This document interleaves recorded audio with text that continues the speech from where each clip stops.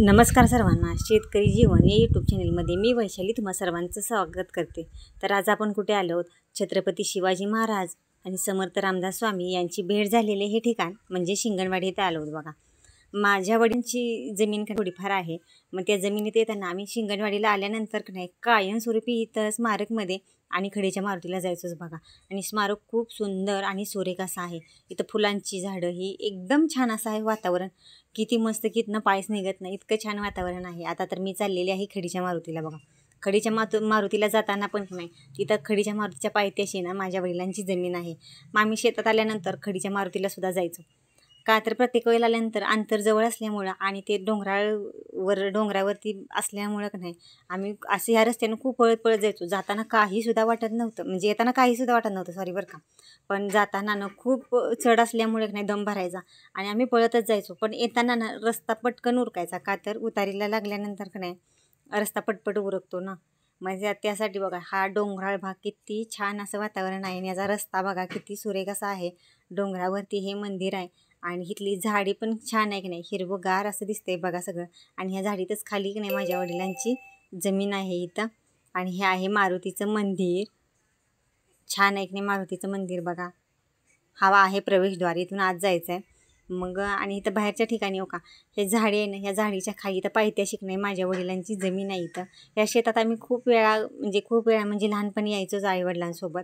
मग आल्यानंतर ह्या मंदिरात नक्कीच यायचो बरं का, का तर दुपारच्या वेळेत का नाही असंच उन्हाळा चालू असल्यानंतर काम करत असताना का नाही जरा कंटाळा आला की आम्ही मंदिराकडे वर यायचो।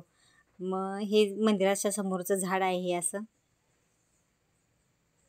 आणि हे मंदिर बघा, मंदिर खूप सुंदर आहे। खडीचा मारुती म्हणून ओळखलं जातं ह्याला। आणि शिंगणवाडीत हे मंदिर आहे, खूप सुरेख असं मंदिर आहे बरं का। आणि मूर्ती तर अप्रतिम अशी मूर्ती आहे बघा। हे बघा मी तुम्हाला दाखवण्याचा प्रयत्न करते, छान आहे की नाही मंदिर। आणि मूर्तीसुद्धा खूप छान आहे, भरपूर भाविक इथं नाही दर्शनासाठी येतात। आणि इतकं वातावरण छान आणि सुरेख आहे की नाही इथलं, की बास विचारू नका, इतकं छान वातावरण आहे। तर सर्वांनी आज हनुमान जयंती दिवशी मारुतीरायाचं दर्शन घ्यावं, यासाठी मी दर्शन बघा तुम्हाला सगळ्यांना घडवलं। यासाठी मी आज व्हिडिओ बनवला होता, का तर म्हटलं हनुमान जयंती दिवशी तुम्हाला सगळ्यांना या मारुतीरायाचं दर्शन घडवायचं। आणि ह्या इथला परिसर बघा, खूप सुरेख आणि सुंदर असा परिसर आहे। आणि ह्याला नाही आमच्या इकडं रांजण म्हणते ती, तुमच्या इकडं काय म्हणते ती मला सांगा बरं का। काय डेरा वेगळा आणि रांजण वेगळा असतो। आणि ही फुलं आहेत ना ह्याचा वास अप्रतिम आहे बरं का, खूप छान असा वास आहे ह्याचा। राम मंदिरात पण याचं झाड होतं आणि एक नाही खडीच्या मारुतीला पण ह्याचं झाड आहे बघा। आणि कळ्यानं असं गजबरलंय झाड। राम मंदिरात कसं घराजवळ असल्यामुळे मंदिरात गेल्यानंतर आम्ही रोजच फुलं वेचायचो ती, पण का नाही इथं खडीच्या मारुतीला आल्यानंतर ही कधीतरीच मिळायची फुलं। पण हे कळ्या आणि फुलं इतकी छान आहेत ना, काही विचारू नका, सगळं झाड असं गजबरलंय। आणि ह्याचा वास म्हणजे लई छान वास येतो बरं का या फुलांचा। पण की नाही ह्याचं नाव मी विसरली आता, ह्याला काय म्हणते ती। पण तुम्हाला जर माहीत असलं नाही तर कमेंट करून नक्की सांगा ह्या झाडाला काय म्हणते ती बरं का हो। ह्या अशा कळ्या लागलेत ह्याला आणि अशी फुलं आहेत बघा, मस्त आहेत ना फुलं। ही अशी फुलं आहेत, मी जरा तोडून घेते कारण ह्याचा वास खूप सुरेख आणि सुंदर असा वास आहे। एवढी फुलं घेतली बघा मी तोडून, छान आहेत ना फुलं। पण ह्याचं जर नाव माहीत असलं ह्या झाडाचं तर मला नक्की सांगा बरं का, किती कळ्याने गजबरले बरं का। आणि हे सगळं वातावरण, हे मारुतीरायाभोवतीचं हे सगळा परिसर किती छान आणि सुरेख आहे हो,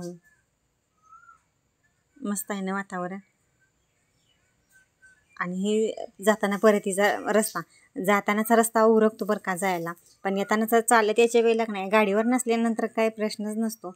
पण आम्ही ज्या वेळेला चालत यायचो नाही त्यावेळेला येताना मात्र दमछाक व्हायची, पण जाताना इतका पटकन रस्ता संपायचा, का तर वरगळीसनं पळताना नाही खूप छान वाटायचा आणि रस्ता पटपट उरकायचा। मग आता तुम्हाला जाता जाता राम मंदिराचं पण दर्शन घडवते। हे बघा राम